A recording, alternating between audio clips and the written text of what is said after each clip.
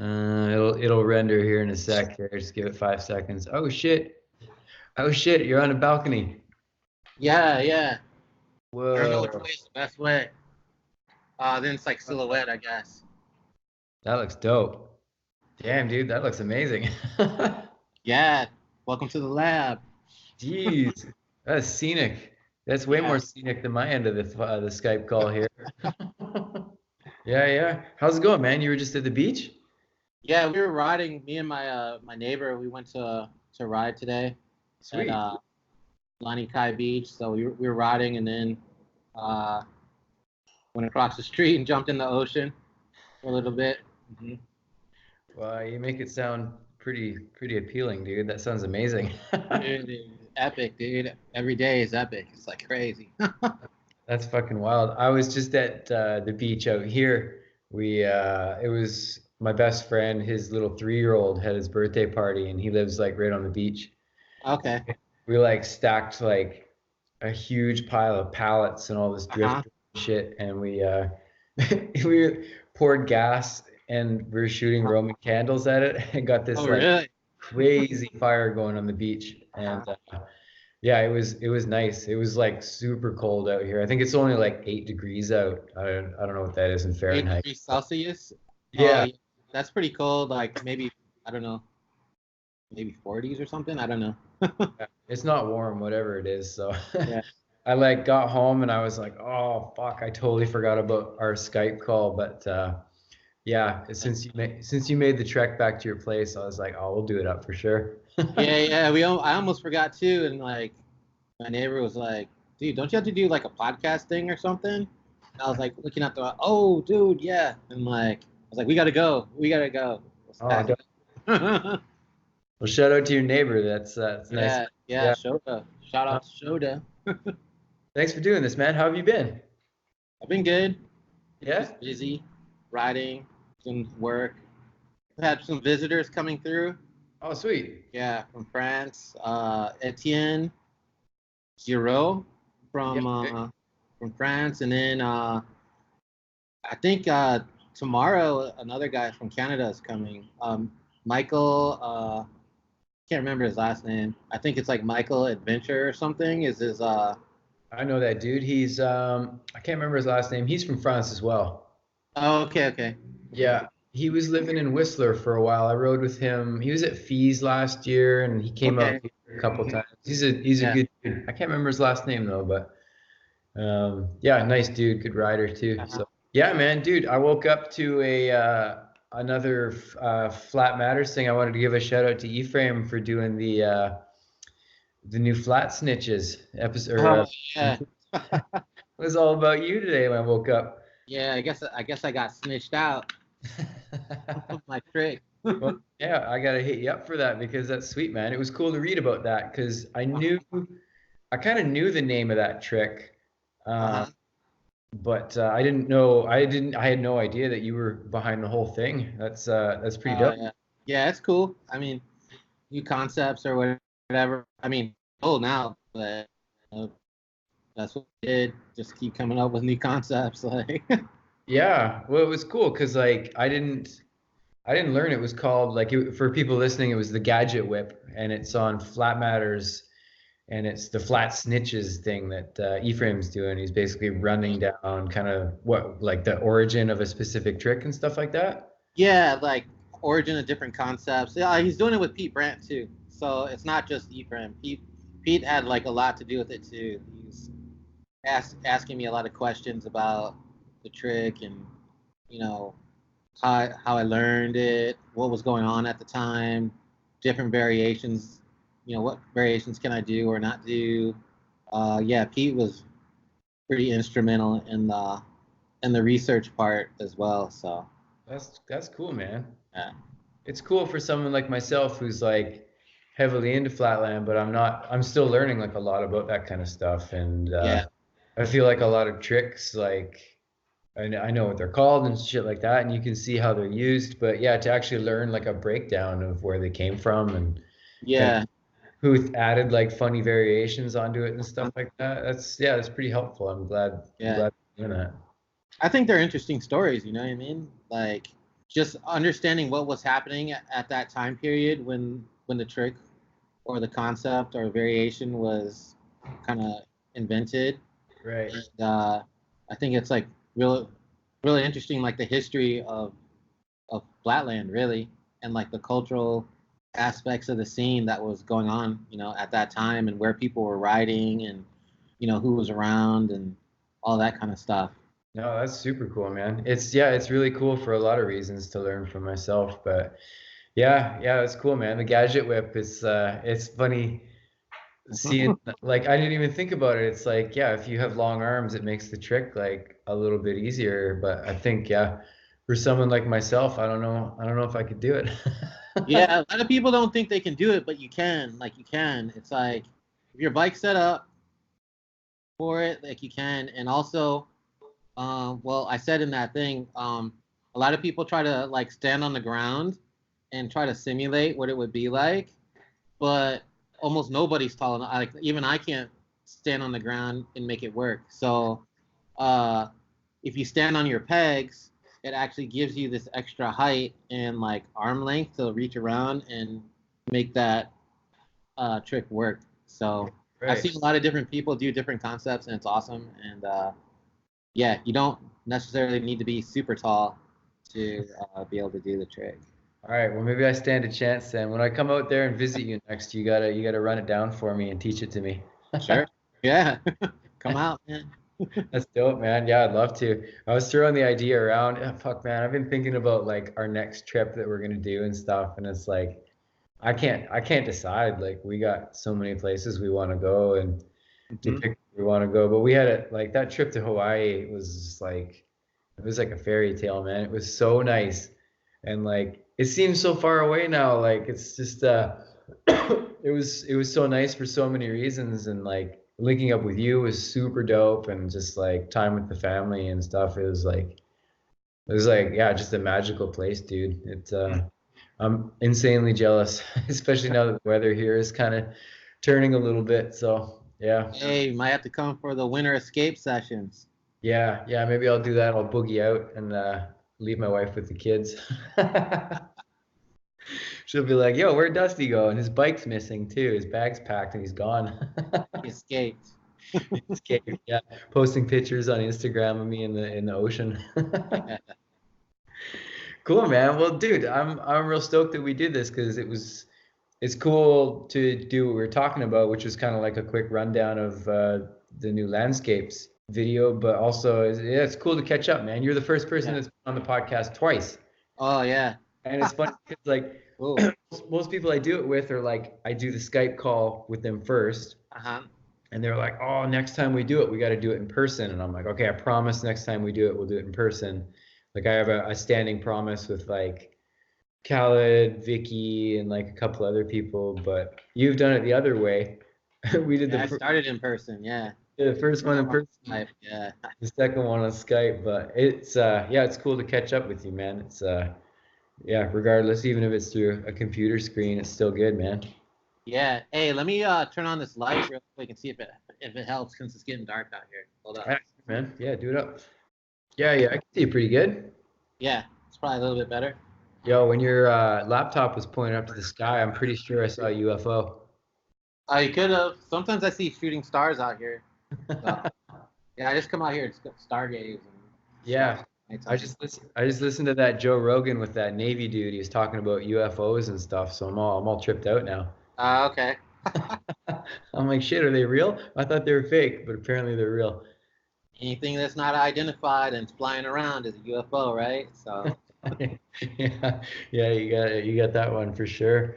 But yeah, man, let's get down to it. So how many times have you watched Landscapes now? The newest one. I've watched it all the way through twice and spotted around a bunch of times to just different sections and stuff. Yeah, cool, man. Yeah, I've been through it twice now, and it's like I love it. I was super impressed with the new one. It's pretty awesome, man. I keep calling it a DVD, but it's not really a DVD. Right? Yeah. I don't even know what to call it. It's a feature-length film. Yeah, basically. I mean, dude, we can talk about that. I mean, 1995 or however much it cost. The last time I paid that much for a video was, I think, Run 430 DVD. Yeah. And it was like a DVD. It was like a physical product, you know, in your hand. Yeah, I don't know if how many people the 1995 price point making them hesitate about it, or what, but that's what we used to pay. Like Yeah. $20 was like the DVD standard. And I mean, well, the video is like an hour and like almost 10 minutes long. So if you're thinking about how much writing you get for it, like it's definitely jam packed full of writing. Yeah, I'd say for $20, you certainly get your money's worth for what you're gonna see. It's like, but I get it. It's like a cost of entry or something like that, and it or like a price wall or whatever you want to call it. It can be off-putting in today's day and age when people are so used to getting shit for free, and it's like, especially with Flatland, like you get fucking like hours and hours of footage, whether it's through social media or clips and short edits every day. And I think people, like myself included, you just get used to it, right? And then it's like, Right. oh shit, this cool new thing's coming out. Like I'm super stoked. And then you go to like check it out the day it comes out and you're like, oh, it's $20. Right. And you're like, oh, okay, well, I mean, I knew you and I were going to plan on doing this. So it was like, yeah, I'll throw down for it for sure. But like, I, uh, I don't know. It's cool because I certainly don't feel bad paying for it just because I guess I feel like we've gotten away with so much free content for a long time that to pay $20 for something, especially of that caliber, is like it's super worth it for sure. And you get to keep it forever, even though it's not a physical thing. I put it on a little flash drive or like whatever, so I guess I can kind of hold it. But Yeah. Play it on your big screen TV if you have a USB. yeah, for sure. But Yeah. cool, man. Like I thought the editing and the music was like super good. I actually really liked the soundtrack. The soundtrack was pretty awesome, actually. There was a lot of tracks in there that I was like, oh man, this is a good track, you know? No, I agree 100%, man. It's like it's interesting to see people's reaction to the $20 price point, but it's like I don't know. Yeah, it's like of course getting things for free is better. Yeah, but at the same time, I feel like something has to happen because, I mean, like I don't make any more DVDs, you know? So, and I used to like, even though I didn't make any money off of it, just the movement of the money back and forth allowed me to buy plane tickets and go film these guys like all over the world. Right. I could go buy the plane ticket, go manufacture a DVD, uh, and then go sell them, and then get the money back and buy another plane ticket, and then keep going. And I was able to go to all these places to film and make the actual video. But now with the internet, it's like I just have to pay out of pocket, and then that's the end. Everybody will watch it for a few days, and then I pay out of pocket again. You know what I mean? Like a few grand to go around filming, you know, and all that kind of stuff. And then that's it. It's just always money going out. Whereas before, with the DVDs, it was like this cycle that would allow it to keep going on and on and on. But we don't have that anymore. And so it's all kind of decentralized. Everybody kind of films themselves. And trying to put together a film like this is like basically all donated footage, you know what I mean? Submitted footage, I should say. And before, it'd be like the filmmaker would go and film all sorts of stuff, you know what I mean? Not just the tricks, but the writers and the lifestyle and all this other kind of stuff to put together a presentation. And now it's kind of have to rely on everybody else's kind of whatever they can do, whether they have a dude that can film, whether they got to set it up in the corner, this and that. So the film isn't as cohesive as when the filmmaker is actually able to go out to all these different places and kind of film and put together the presentation. Yeah, and I think like something to be said about like having an on-site kind of filming experience is like you catch excuse me like you say, you catch more of like the vibe of where you're at too.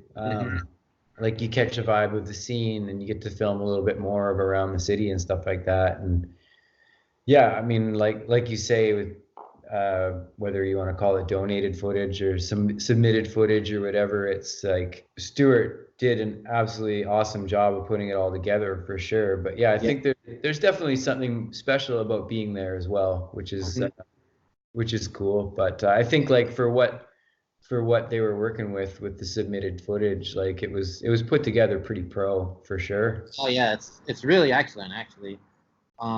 Every section is like awesome, to be honest with you. Yeah, And the lineup of the riders that he's got in there, that's actually the other part of the video that's pretty sweet, because they actually span multiple eras.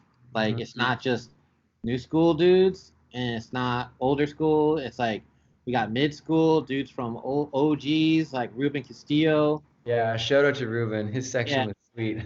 yeah, and we got like newer school guys, Keo, who's basically like cutting edge, like pushing to the future, Yeah. type of riding style.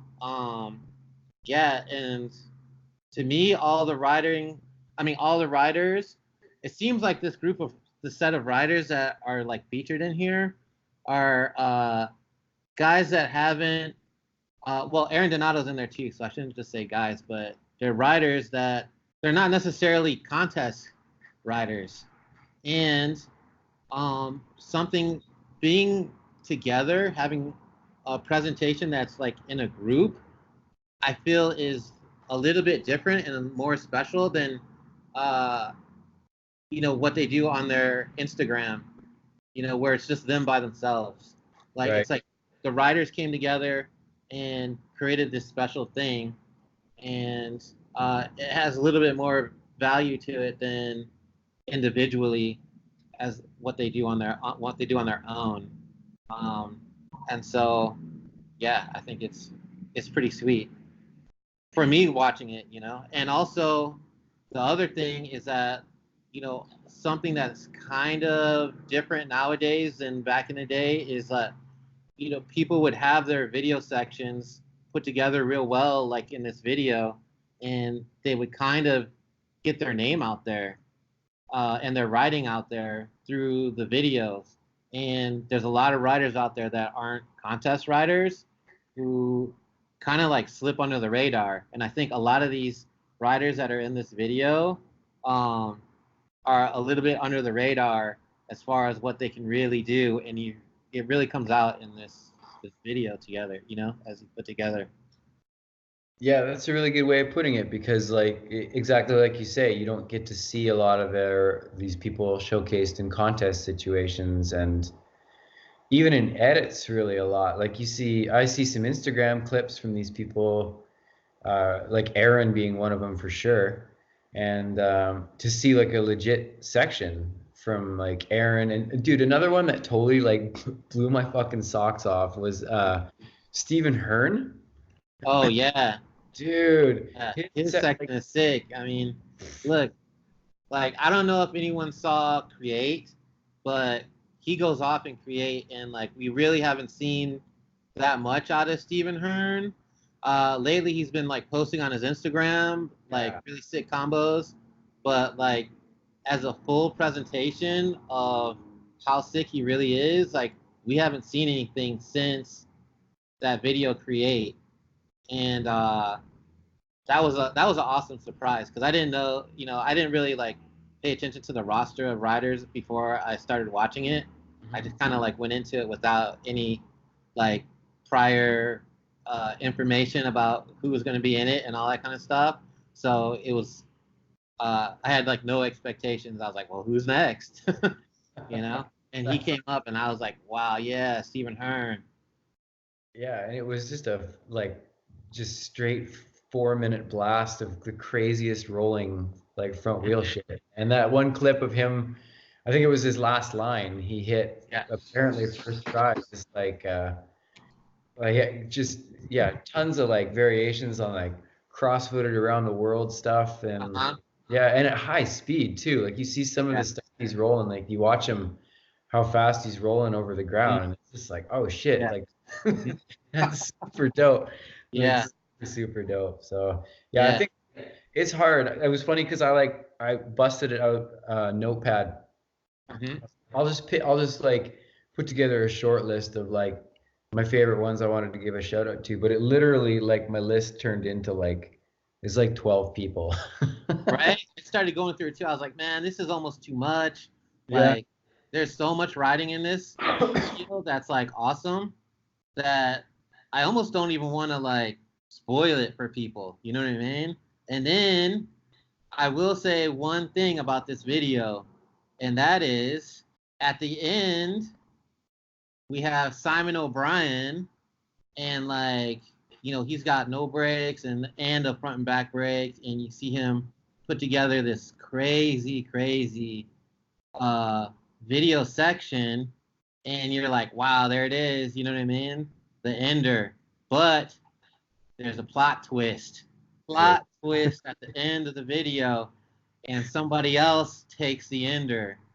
The last section. I'm not gonna say, let's not tell anybody who the last person is. I mean, they can go and like message back and forth between, you know, you guys can message back and forth out there, you know, on Instagram or social media, and find out who that last person is. But there's a plot twist at the end of this video, and it's definitely worth watching because the dude is sick, and we really haven't seen that much from him. At least I haven't seen that much out of him in a while. So I'm gonna leave that as a mystery for people to go get that video and to talk about it online. About the ender.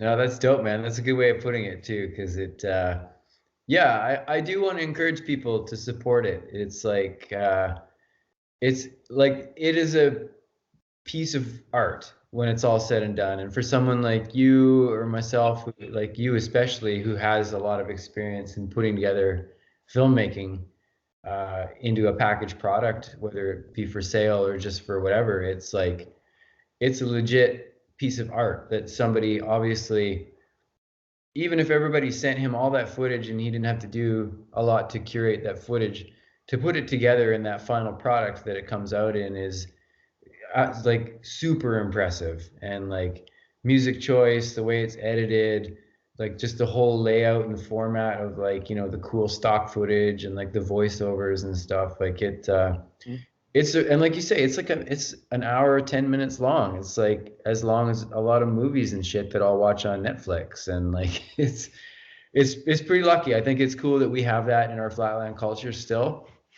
And I hope that like the landscape series is kind of like set a new bar for like a pretty ambitious product that I hope that people continue to do, because it's cool. We get a lot of contest footage and a lot of social media free stuff, but it's a real treat when something like this comes along. And yeah, I think it's sweet. I think it's, whether or not people have good feelings about a price point on content anymore, I think it's I think it's cool to support for sure. Someone's put a lot of work into some shit like that. It's cool to support it. Dude, yeah, that brings up another point. And I feel like this kind of video plus like nice, very nice, that was just released a little while ago. I'm wondering if this is like starting to open up kind of another area where we can kind of put more than just writing together as a presentation of what Flatland is. You understand what I'm saying? Because, you know, on social media with these short clips, you know, you pretty much have just bare bones. You know what I mean? Like, here's the trick, done, scroll to the next, done, scroll to the next. But when you get one of these like full-length videos that you're either downloading, well, I guess you're always downloading, but either it's on Vimeo or you're paying for it or whatever, it's kind of like this new area where we can kind of go back to the presentation style that we used to have, where you're about to sit down for a longer form, a longer time to absorb not just tricks, but you have time. The filmmaker actually has time to add in the culture and everything else that is part of what it means to be a flatland rider or BMX rider or whatever. You get what I'm saying? That on social media we kind of have to skip over it because it's so short that you don't really get that piece of it. And you know, back in DVD days and VHS days, everything was going to be a half hour long at least or something like that. So they had all the, like, you look at the Bacos, the Dorkins, you know, the Canadian A series, like all that kind of stuff. You could really understand not just the writer's tricks, but kind of who they are too, and get a little bit. And that kind of came out in the video too, like in a few different people's sections. Not necessarily everyone's, because it depends on what the person decided to shoot. But like in Ruben's section, Ruben Castillo specifically, he had a lot of like old footage from 80s and 90s with Ruben doing his thing, being Ruben, and you kind of got a better sense of like who he is. The Aaron Frost section, you get a little bit of sense of what's going on with Aaron Frost. Shit, Aaron Frost scared me in the first clip. I was like, oh my God, I'd never want to piss this guy off. He's fucking crazy. Yeah, Aaron's cool, man. He's still holding it down out there. Yeah, is he ever? That was a good section. That was really impressive. Yeah, yeah. And I don't know, there's a few other sections where it was like, okay, yeah, cool. We get a little bit more about who the writer is besides just their tricks. So I feel like this kind of video, as more of these come out and stuff, it's kind of a new little area where we can do something different than just the bare bones of social media clips that come out on a daily and then like kind of get skipped over, you know? No, I think that's a great point, man. It's yeah, I hope so. I really, really hope so. Like, cause like you and I talked a little bit about nice, nice, very nice. Like, shout out to Stephen Lapsey, cause that again, same deal. It's like a lot of work to put something like that together, and it's like you say, even doing it by distance, like it still was put together in a package that you do get a good feel for what's going on, short of the filmmaker being there himself. And it's like yeah, it's kind of funny you mentioning that stuff about Ruben's section. I kind of gapped on that already, but it was great. It was like a lot of old school stuff. Like stuff is me I've never really seen before, so it was like, oh cool. Like I obviously know who Ruben is and how long he's been around for, but to physically see it as part of a section and laid out, and then thrown in with like totally fire new lines. Exactly. Yeah, it's just like, oh shit, this is so awesome. Like actually, same with Nick Watts too. Yeah. In fact, is that, I don't know, maybe somebody else can answer out there, but is that the first like Nick Watts video section to be seen kind of globally? I mean, I'm sure there's probably some underground Australian videos that got seen locally that was maybe put together, but other than that, like it seems like Nick Watts like went under the global radar, as sick as he is, you know what I mean? But he never really went to like York or to see the Baco guys, or Northwest or California or anything like that, and like really got a chance to show his skill set to the world back in those days. You know what I mean? Like if he had, dude, the whole landscape of like Flatland would have like, the direction would have shifted like a little bit. You know what I mean? Yeah, with right. All the types of styles that he's bringing out in like the 80s and 90s, and now for the first time people can actually see what we missed back in those days, you know? Yeah, which was like a solid like 6 minutes of crazy footage that yeah, he like I was wondering when you were bringing that up if you were going to ask if anybody out there can hit me up and let me know who did and designed that guy's backyard, because that backyard is super, super nice. It is kind of like the ultimate spot, isn't it? Like, This has got like a nice, like, what they call it, like pergola or something like yeah, that. yeah. That's like the biggest mystery guy. You know what I mean? Like he just came out of like nowhere, still busting at like almost the same level as he was back in the day. And we're watching old clips and we're watching new clips. Mm-hmm. And yeah, it's like I don't know, like one of the craziest riders that went under the radar and the world kind of missed. But seems to be out there still, just like Yeah, staying away and like releasing tons of footage. Like yeah, it's that's the crazy part. Like he puts out so much, sets the internet on fire, basically. Yeah. The other thing I actually liked about the video too, um, was there's a lot of like mid school riders in there too, like Aaron Donato and some others that people really haven't seen too much. You know, she has a few clips online that she puts out, but dude, she's been riding pretty much nonstop, like all this time. And so to see a whole section of her, a whole presentation put together is like incredible, actually. So yeah, it was cool. I met her at the Fees stop last year, and she was super nice. Like it was cool to catch up with her because I knew who she was at the time, but it was cool just to put a kind of, I don't know, a conversation behind the riding, and she was, yeah, super nice. So yeah, it was cool to see her, like, and yeah, good solid section too. Like I think like yeah, just a cool style to see. It was sweet. I really enjoyed it. yeah, I got the video actually queued up here, so I'm kind of like scrolling back and forth through it. Um, yeah, a lot of these riders, it's good because these riders have like different setups. Like Simon's got front and back brakes, and he also has no brakes through some of it. Uh, Nick Watts, I believe, is front and back brake. Yeah, There's like Keo, no brake.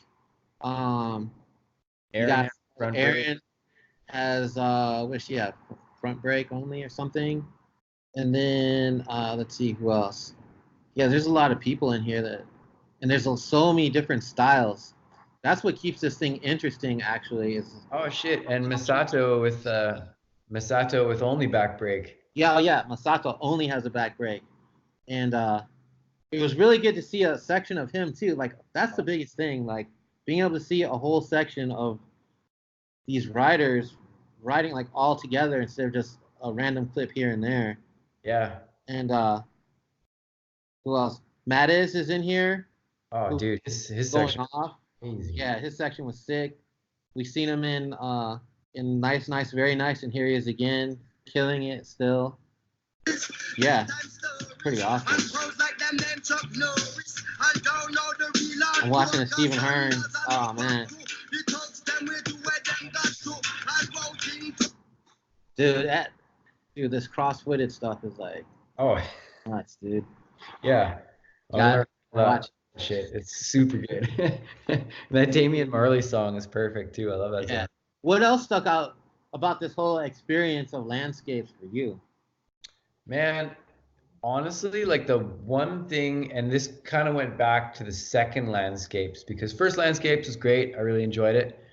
But when I put on landscapes 2, my favorite part of that was the intro.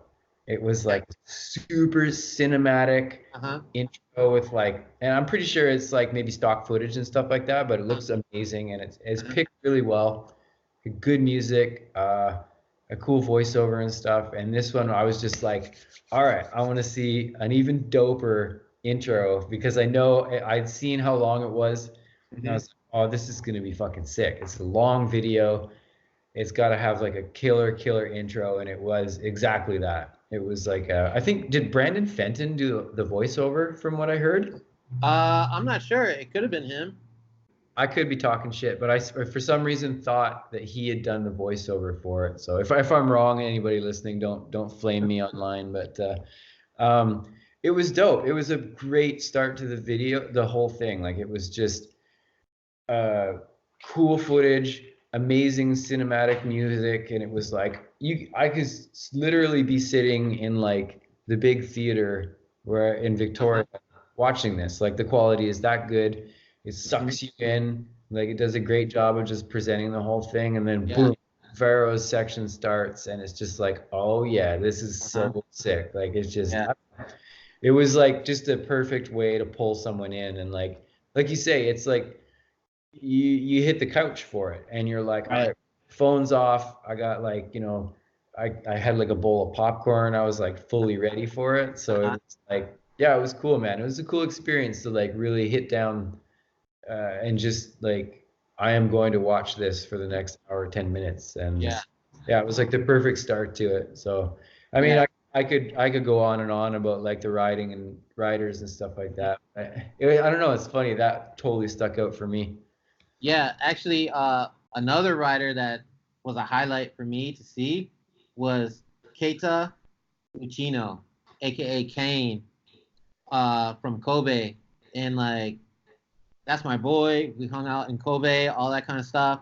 But he's not really on the contest scene front and center. And he's been busting out since I don't know how long ago. And, you know, this is the first time I've actually seen a video section of him put together. And his riding is pretty original. He does a lot of candy bar moves where he's like turbining back and forth with his foot, like candy barred over the crossbar and stuff. And it's a really kind of unique style that not that many people have probably seen because they haven't seen his riding that much. And here is like a awesome presentation of what he's got. And the other one, the worldwide mixtape, was also pretty cool because you got new dudes who are coming up. And oh yeah, I'm in it too. I actually forgot I had submitted that clip, and all of a sudden I seen it. I was like, I actually recognized the skyline. I was like looking at all these skylines and trying to figure out, like, I was like, oh, that's LA skyline. Oh, that's San Francisco. I've seen that one before. And then all of a sudden Waikiki came up. I was like, oh, that's Waikiki. And then all of a sudden my clip, I was like, oh yeah, that's right. I submitted the clip. But what I was trying to say is, like, there's all these newer riders that are in here that are awesome, that don't really have a chance to kind of be in there except for their own, you know, individual Instagrams, and now they have a chance to, like Omari Kato. Yeah, shout out to Omari, man. Omari's been busting out on the American scene for quite a while, you know. Oh fuck. Oh, what happened? Okay, we're back. Here we are. It was trippy. It looked like the lights went out there. Shit, I was like, what happened? Oh yeah, you could still hear me? Yeah, yeah, it's all good. You like it was like it went dark all of a sudden. Yeah. I could hear you like swearing at your computer. It's like, shit, did something happen there? My laptop died basically. So it's I guess it only went into a coma state because I plugged it back in and we're back. Yeah, man. Omari's section, his clip was sweet. I actually hit Omari up after watching that. I want to have him on the podcast, so we're probably going to do that. Probably he's going to Chengdu in China for the feast. So yeah, when he gets back, I'm going to hit him up. He's a dude I'd like to learn a little bit more about because like you say, he's coming up in the scene now, and it's I mean, he's been riding for a long time, but it's like you're starting to see him like put more content out, and more showing at contests and stuff like that. It's cool. Yeah, cool. Well, I guess overall this video definitely hyped me up to go ride, and I keep coming back to it and watching different sections, and it's pretty sweet. Oh yeah, Matthias Beckman's in here, and man, I don't know, it's like when you watch a section, it's like you're watching somebody's session almost, and they're hitting like the crazy tricks, and I don't know, there's a different energy in seeing that than just watching the individual clips. And I don't know, it motivates me to ride even more than watching just individual clip, then scroll, individual clip, scroll. Like, just kind of getting a better sense of the skill level of the rider, and kind of understanding like the energy that they're putting into all their combos.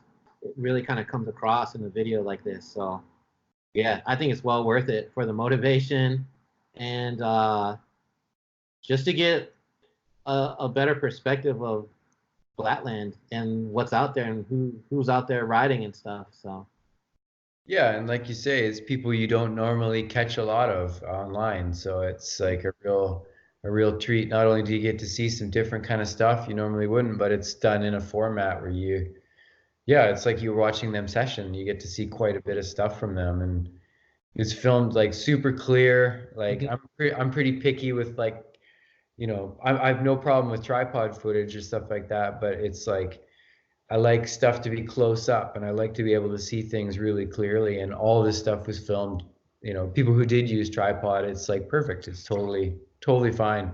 It's great to yeah, watch. I was like super hyped after watching it. I was like, I think I went out and rode for like quite a while like uh-huh. that. I was stoked. So, Yeah, yeah. no, it's cool. I'm stoked that Stuart and Simon keep putting these things together, and yeah, I think they're opening up.